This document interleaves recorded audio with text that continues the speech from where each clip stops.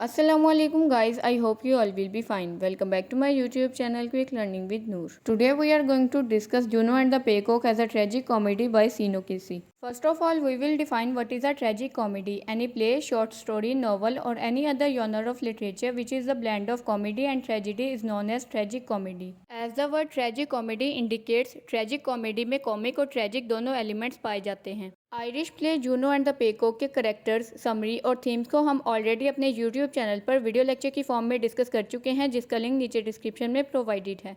अगर आपने अभी तक वो वीडियो नहीं देखी तो इस प्ले की कंप्लीट अंडरस्टैंडिंग डेवलप करने के लिए उस वीडियो को ज़रूर विजिट करें। अगर आपने अभी तक मेरे चैनल को सब्सक्राइब नहीं किया तो इस चैनल को सब्सक्राइब कर दें और साथ बेल आइकन को भी प्रेस कर दें ताकि आपको मेरी हर नई वीडियो का नोटिफिकेशन टाइम से मिलता रहे। Play Juno and the Peacock में कॉमिक और ट्रेजिक दोनों टाइप्स के एलिमेंट्स पाए जाते हैं। Now we are going to discuss the tragic elements in Juno and the Peacock. The first one is alcohol addiction of Jack Boyle. Jack Boyle अपनी family की responsibilities को as a guardian कभी भी fulfil नहीं करता था। उसकी इसी आइडलनेस की वजह से उसकी सारी फैमिली को सफर करना पड़ता था और वो अल्कोहल कंजम्पशन का भी एडिक्टेड था। ट्रेजिक कॉमेडी सिर्फ किसी प्ले या ड्रामे तक लिमिटेड नहीं होती, या किसी भी शॉर्ट स्टोरी, नॉवल या लिटरेचर के किसी भी दूसरे जॉनर पर भी अप्लाई की जा सकती है। जॉक्सर डेले जेल में रहते हुए जैक बॉयल का फ्रेंड बन जाता है और वो दोनों एक दूसरे के साथ ज्यादा टाइम स्पेंड करना शुरू कर देते हैं। The second tragic seen in the play that creates pity in the minds of the reader is the pregnancy of Mary Boyle. Jack and Johnny Boyle expresses very cold reaction on the pregnancy of Mary Boyle. क्योंकि वो दोनों अपनी family की problem से जरा भी concern नहीं रखते थे और दोनों की आइडल पर्सनैलिटी थी। क्योंकि वो दोनों ना तो कोई जॉब करते थे और ना ही अपने घर की रिस्पॉन्सिबिलिटीज को फुलफिल करते थे।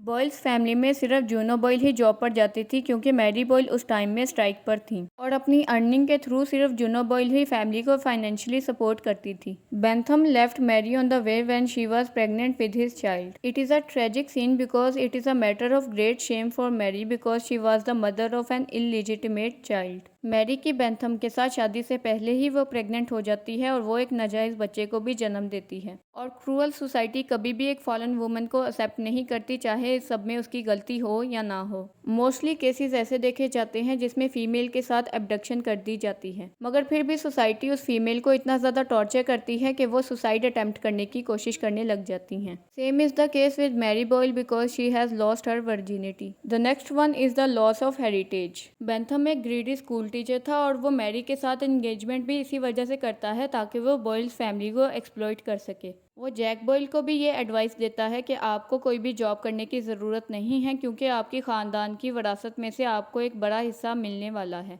इसी वजह से जैक बॉयल अपने नेबरहुड से बहुत ज़्यादा कर्जा भी ले लेता है जो बाद में उसके लिए उतारना नामुमकिन हो जाता है। और बेंथम को जब ये पता चलता है कि बॉयल्स फैमिली को उनकी विरासत में कोई भी हिस्सा नहीं दिया जाएगा तो वो मैरी को उसकी प्रेगनेंसी के टाइम पीरियड के दौरान ही छोड़ जाता है। According to him, money was more important than any other relationship in the world. Funeral of Robbie's is also a tragic scene in the play Juno and the Peacock. जब Mrs ट्रेंक्रेड यानी कि रॉबीज की mother अपने बेटे की funeral activities को perform करवा रही होती हैं तो इस सीन से भी ऑडियंस के माइंड में पिटी और फियर क्रिएट किया जाता है, जिससे ऑडियंस के इमोशंस का कैथारसिस हो जाता है। Jerry Devine was the former suitor of Mary. वो हमेशा से मैरी को बहुत ज़्यादा पसंद करता था और उससे शादी भी करना चाहता था, मगर जब मैरी बेंथम के इललेजिटिमेट चाइल्ड से प्रेग्नेंट हो जाती है तो वो भी उसे छोड़ने का फैसला कर लेता है। उसके ऐसे एक्शन के बाद मैरी के पास कोई भी होप या चॉइस बाकी नहीं रहती। जेरी डिवाइन के जाने से पहले मैरी उससे कहती है, your humanity is just as narrow as the humanity of others. और यहाँ पर जेरी डिवाइन आयरलैंड की सोसाइटी के क्रूअल नॉर्म्स को रिप्रेजेंट करता है। Now we are going to discuss the comic elements in Irish play Juno and the Peacock. हम ये ऑलरेडी डिस्कस कर चुके हैं कि जैक बॉयल अल्कोहलिज्म का एडिक्टेड था। जब भी वो अपने दोस्त जॉक्सर डेले के साथ अल्कोहल पीकर घर वापस आता था तो उसके डायलॉग्स और एक्शन ह्यूमर क्रिएट करते हैं, क्योंकि अल्कोहल कंज्यूम करने के बाद ह्यूमन सबकॉन्शियस कंडीशन में चला जाता है और फिर वो बातें भी बेतुकी करता है और फनी अंदाज में चलता है। Play Juno and the Peacock में कैप्टन जैक के करैक्टर को ह्यूमर क्रिएट करने के लिए यूज किया गया है। Jack Boyle throughout the play ये लेम एक्सक्यूजेस बनाता रहता है कि उसकी लेग्स में पेन है जिसकी वजह से वो कोई भी जॉब नहीं कर सकता।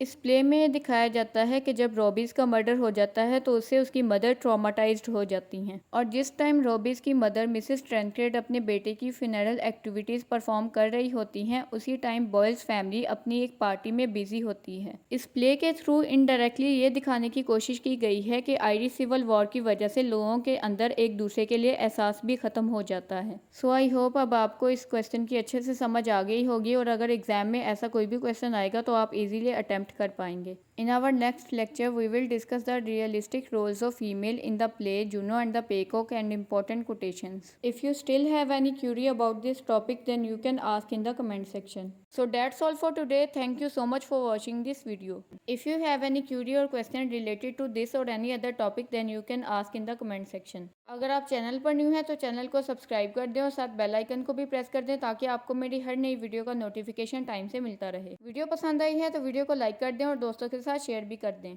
इंशाल्लाह we will meet in some other lesson. Till then अल्लाह हाफिज़।